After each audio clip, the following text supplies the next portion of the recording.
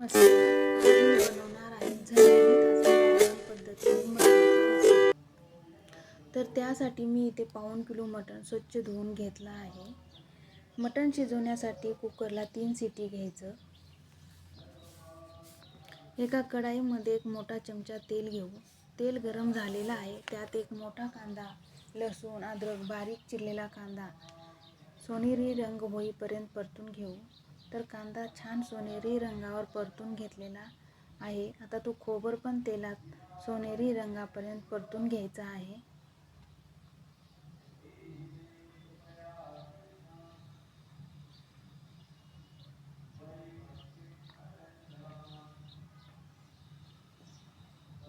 नंतर हे सगळं मिक्सरवर बारीक वाटण तयार करून घ्यायचं आहे.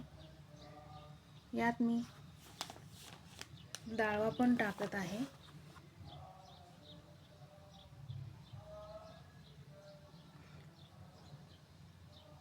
वाटण वाटीमध्ये काढून घ्यायचं. आता आपलं मटण तयार आहे. यातलं पाणी काढून घेऊया आणि ते पाणी आपल्याला फोडणीसाठी वापरायचं आहे.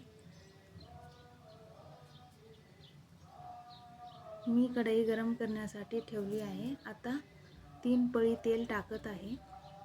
हे सगळं वाटण एकत्र टाकत आहे. थोडंसं परतून घेऊन आता आपण यामध्ये काळं तिखट टाकायचं आहे. नंतर आपण मटण फोडणीमध्ये टाकायचं आहे.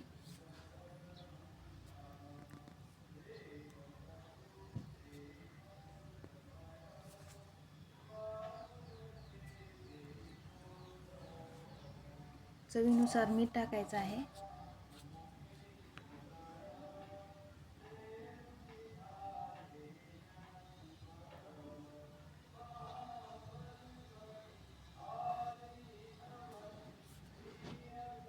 आणि यामध्ये मटण शिजवलेलं गरम पाणी टाकून कितपत मटणाचा रस्सा बनवायचा आहे तेवढं तुम्ही यामध्ये पाणी टाकायचं आहे.